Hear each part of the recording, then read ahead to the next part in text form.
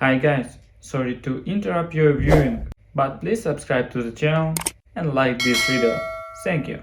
It was 2 days before Christmas when my phone buzzed with a message I didn't expect, but somehow wasn't entirely surprised to receive. The kind of message that makes your stomach drop just a little, not from shock, but from that dull, familiar sting of disappointment you've been trained over the years to swallow quietly.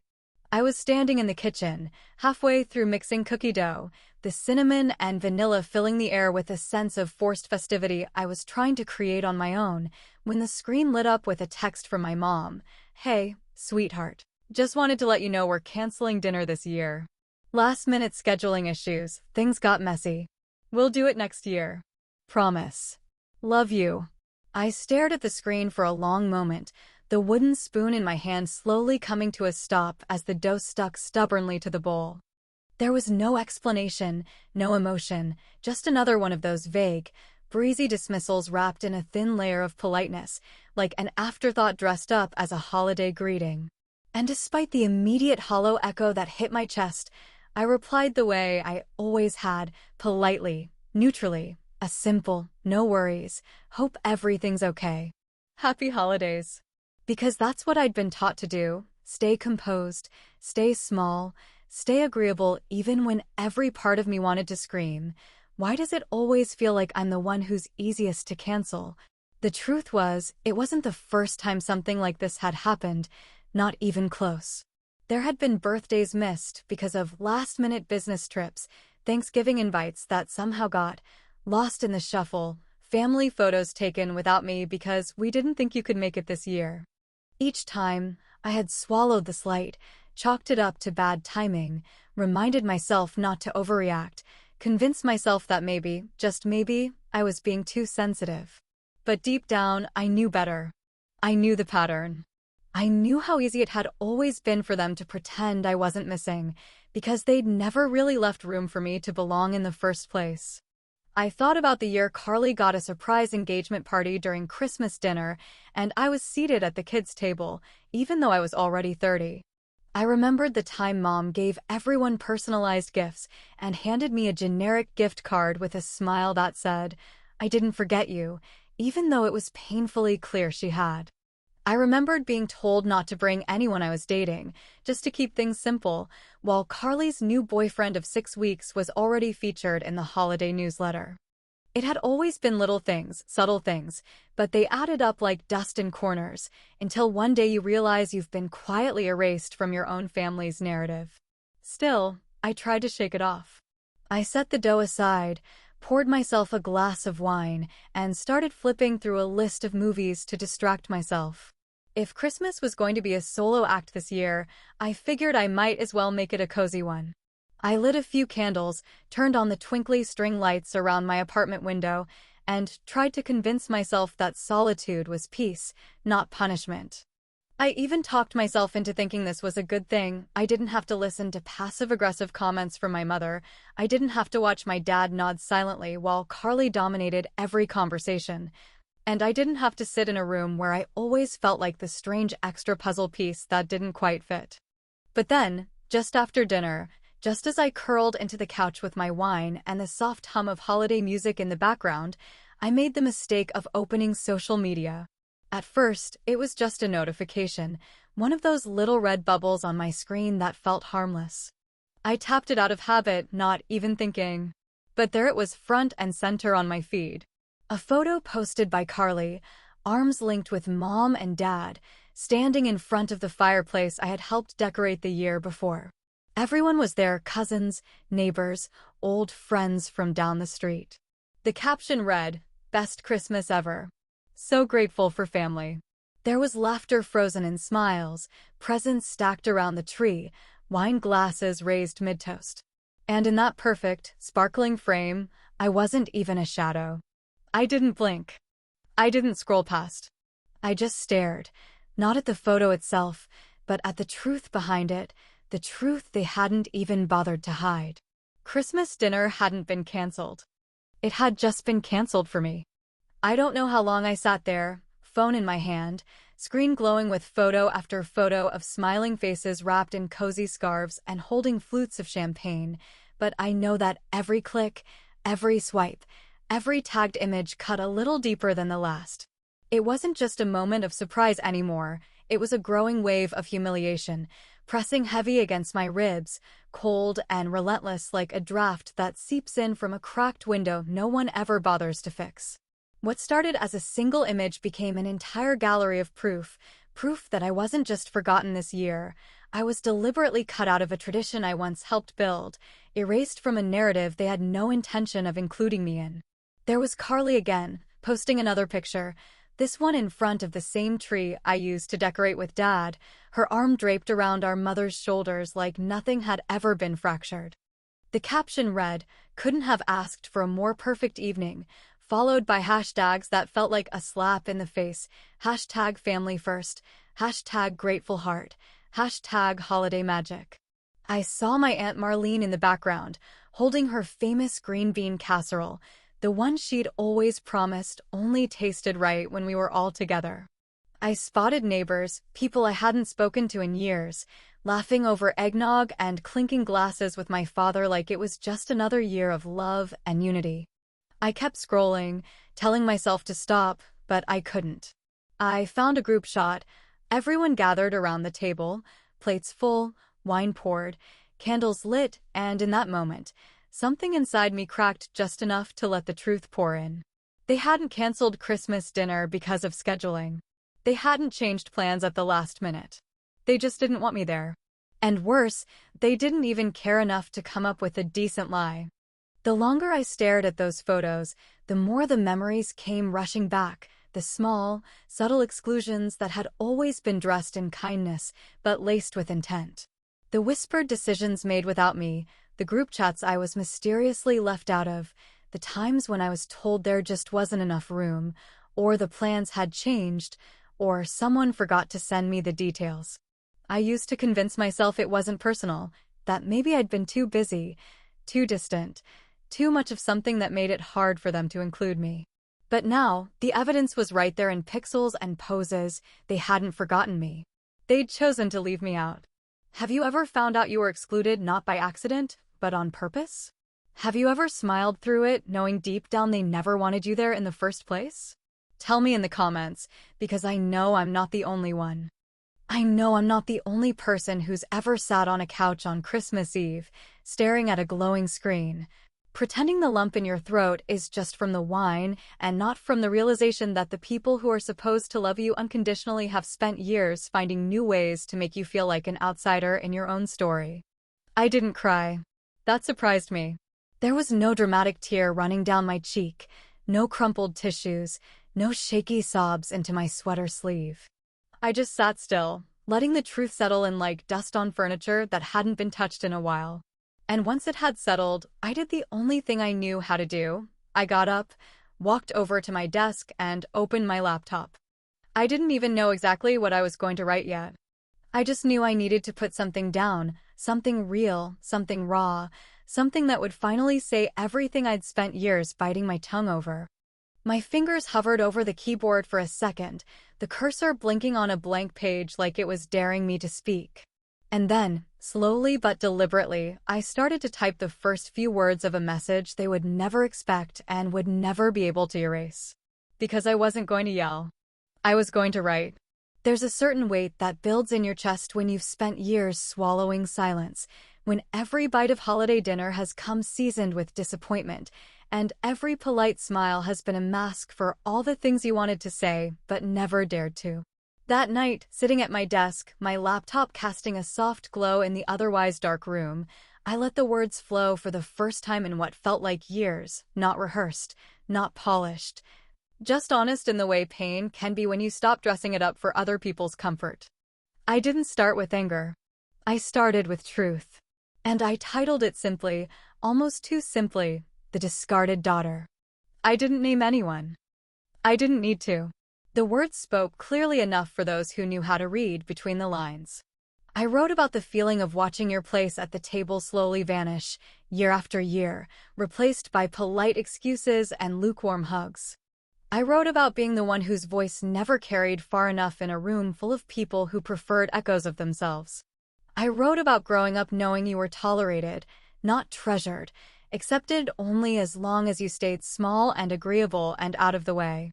I wrote about how it felt to pour love into people who measured your worth and how little space you took up. I described the canceled dinner without revealing the date. I described the holiday photo without naming the faces.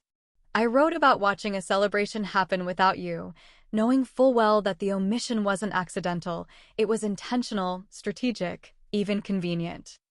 I shared memories from years past, subtle little scars that had never quite healed, birthday gifts forgotten, conversations redirected, family events where I was always the last to know, the first to be dismissed, the easiest one to ignore.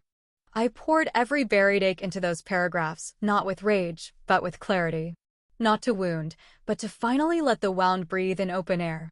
And strangely enough, writing it didn't hurt. Not the way I thought it would. It felt like exhaling after years of holding my breath, like setting something down that I didn't even realize I'd been carrying every damn day. When I hit publish, I didn't promote it, didn't link it to my personal account, didn't even tell anyone I had written it. I just let it live online in the quiet corners of the internet where truth sometimes grows the loudest. But somehow it found its way into the light. The first comment came an hour later, someone anonymous, saying, "I felt every word of this in my bones." Then another, "You've just described my entire childhood." And another, "I didn't know anyone else had a family like mine." Within a day, the post had spread farther than I imagined, shared on forums and reposted in community threads. People began tagging their friends, emailing it to siblings, sending it to cousins in group chats, whispering, "Read this. It sounds like us."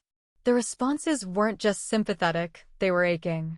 Stories poured in from strangers who had been ghosted by their own blood, who had grown up sitting at tables where they were barely acknowledged, who had spent holidays pretending their hearts weren't breaking behind their polite laughter. Some wrote paragraphs of their own, detailing years of rejection, favoritism, manipulation, and quiet erasure. Others just wrote, "Thank you," again and again, like my words had been the thing they didn't know they needed permission to feel.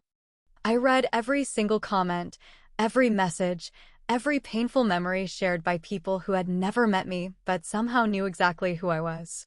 It was bittersweet, comforting to know I wasn't alone, but heartbreaking to realize just how many people had walked through the same cold rooms, worn the same invisible scars, swallowed the same kind of grief dressed as family tradition. And yet, I still hadn't said a word to my own family. Not a call, not a text, not even a sarcastic "Merry Christmas" in a group thread. I just let the post breathe for me, let it speak where I no longer felt obligated to.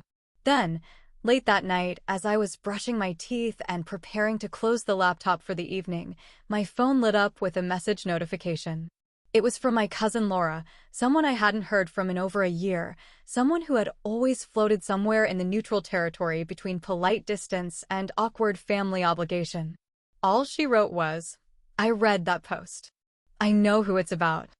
It's strange how quickly silence can turn into noise when people realize they might be the villain in someone else's story, especially when they've grown so used to believing their actions were invisible, or at least justifiable, simply because no one ever had the nerve to challenge them. After years of being the quiet one, the one who stayed on the fringe of family gatherings, smiled politely through backhanded remarks, and swallowed disappointment like it was just another side dish on the holiday table, I had never expected my voice, anonymous though it was, to become the conversation starter I never dared to be in person. But that's exactly what happened, slowly at first, then all at once. Within a week of publishing The Discarded Daughter, the post had taken on a life of its own. At first it was just a few more comments trickling in, a couple dozen shares here and there, but then someone from the local community newsletter picked it up and linked to it in a column about emotional estrangement and modern family dynamics.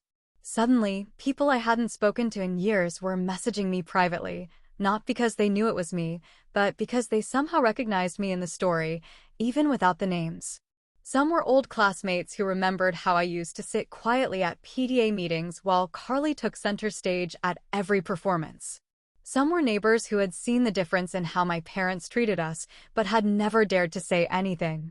Some were just strangers, people who saw the familiar outline of their own pain in my words and thanked me for saying what they never could. It was surreal, watching my story float through circles I never expected to reach, watching the pain I'd packaged in metaphor and subtlety spark conversation in places where it had once only sparked silence. And then the whispers started. At first, it was subtle, an aunt liking the post on a shared thread without commenting, an old family friend messaging, beautifully written. Makes you think, huh? But I knew what was happening. I knew people were connecting the dots, and even if I never wrote a single name, even if I'd masked every detail just enough to protect myself from confrontation, the people who were supposed to feel uncomfortable absolutely did. Then came the awkward check-ins, messages from extended family members I hadn't heard from since my college graduation. Just wanted to say hi and see how you're doing, they'd write, pretending not to be poking around, pretending not to be wondering if the blog post that had clearly rattled their group chats came from the black sheep in the family who had always been too quiet, too distant, too difficult to include. I didn't respond to most of them. I let the tension simmer, let the unanswered messages hang in the air like smoke from a fire they hadn't expected to smell. I wasn't interested in giving them clarity or comfort. I wanted them to sit in that uncertainty for once, to feel the weight of wondering if maybe they'd been complicit in something ugly, even if they hadn't thrown the first stone. But, of course, Carly couldn't help herself. She texted me one afternoon with the kind of casual tone that always made my skin crawl, too light, too friendly, as if we hadn't grown into entirely different women living in the shadows of entirely different versions of the same family. "Hey," she wrote, "I read something that's been going around. Was that about us? LOL, just curious." There was no apology, no self-reflection, not even the courtesy of pretending to be hurt. Just curiosity, pure and hollow, wrapped in a laughing emoji and a tone so dismissive it made my teeth clench. I stared at the message for a few minutes, then typed a single sentence in return. "If the shoe fits, Carly, wear it." I didn't wait for her response. I didn't need it. I imagined her reading those words and realizing, for perhaps the first time in her life, that I wasn't going to explain myself or soften my edges to protect her ego anymore. I imagined her discomfort, her confusion, her irritation at being held accountable in a way she didn't know how to navigate. And I let it settle, like a final period at the end of a sentence she thought I'd never dare to finish. But apparently, the family wasn't done yet. A few days later, a cream-colored envelope showed up in my mailbox with my mother's handwriting on the front, elegant, practiced, and painfully familiar. Inside was an invitation to a family brunch, handwritten in perfect cursive, along with a short note that read, "We'd love to reconnect. No pressure, just a chance to talk and clear the air." No apology. No acknowledgement. Just an invitation, as if everything could be fixed with mimosas and soft music playing over awkward eggs Benedict. And as I held that card in my hand, reading the words they thought would make it all better, I felt the edges of a plan begin to form, quiet, sharp, and far more satisfying than they could ever imagine. If they thought brunch would be a warm, syrupy reconciliation where everyone exchanged hollow smiles and brushed discomfort under the rug with a mimosa in hand, they clearly hadn't learned a single thing from the silence I had kept all those years. I accepted the invitation, but not on their terms, not under their roof, not surrounded by the same walls that had echoed with years of cold laughter and selective affection. I sent back a simple reply, handwritten just like the invitation, because I knew the elegance of it would appeal to their sense of performative civility. "I'd be happy to host instead," I wrote. "Let's do brunch at my place. Sunday, noon sharp." No one questioned it. They probably thought I was trying to meet them halfway, make peace, offer an olive branch in the form of homemade quiche and artisanal coffee. But this wasn't about peace. This was about precision. This was about reclaiming the very stage they'd always used to belittle me and turning it into a mirror they wouldn't be able to look away from once the truth stared back. I spent days preparing not just the menu, though I poured my energy into that too, but the table itself, every detail chosen with care and intent. I laid out an ivory linen tablecloth, the one I'd inherited from my grandmother, the only woman in that family who had ever truly seen me. I polished the silver flatware until it shone and arranged fresh eucalyptus and deep red roses in the center, a subtle nod to the duality of softness and thorn. Each place setting had a name card tucked beneath a folded cloth napkin, and beneath each card, I placed a single sealed envelope. The food was warm, homemade, fragrant, cinnamon-baked French toast, rosemary potatoes, goat cheese frittatas, citrus salad. Every bite carried the same effort and thoughtfulness I had always given, even when it had never been returned. I made sure it looked welcoming, even comforting, because I knew the contrast of what was coming would sting more when it arrived wrapped in beauty.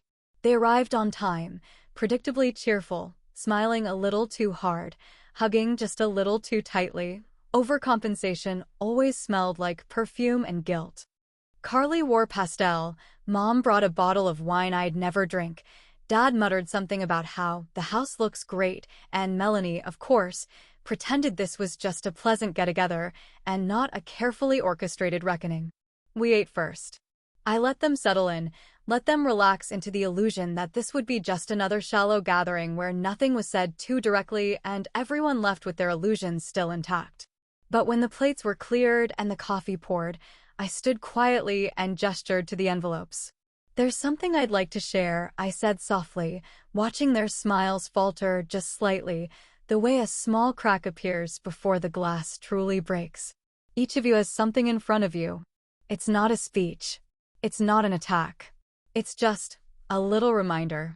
One by one, they opened the envelopes and pulled out typed pages, no headlines, no commentary, just words. Their own words.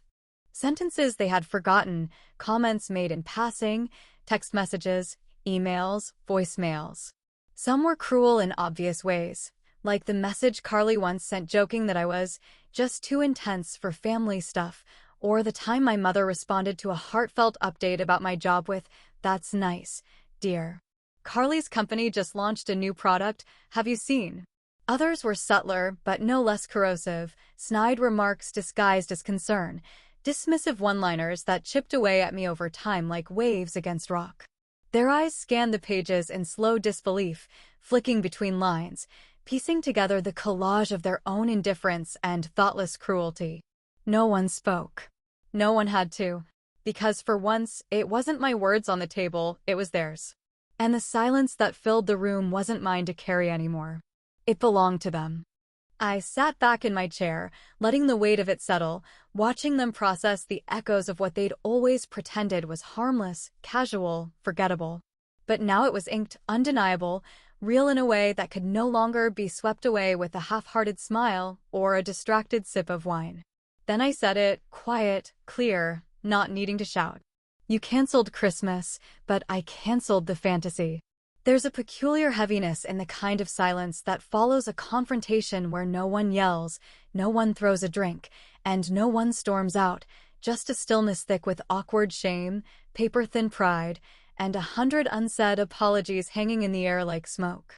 That's exactly what it felt like after they finished reading the words I'd placed in those envelopes, those fragments of their own voices, once tossed out carelessly in text messages and phone calls and birthday cards that were more obligatory than affectionate. There was no shouting, no dramatic fallout, no scene to clean up afterward. Just tension so sharp it could have cut through the linen tablecloth. They didn't apologize. None of them did. Not my mother, who looked at her pages like they were someone else's problem. Not my father, who shifted uncomfortably and kept tapping his fingers against his coffee mug like he was waiting for someone else to speak first. Not Carly, who sat rigid and glassy-eyed, jaw tight with the weight of being exposed without being directly named. Melanie didn't even pretend to be ashamed. She folded her paper back into the envelope and sat there with a look that could have passed for indifference if it hadn't been stretched thin across her face. But I wasn't waiting anymore.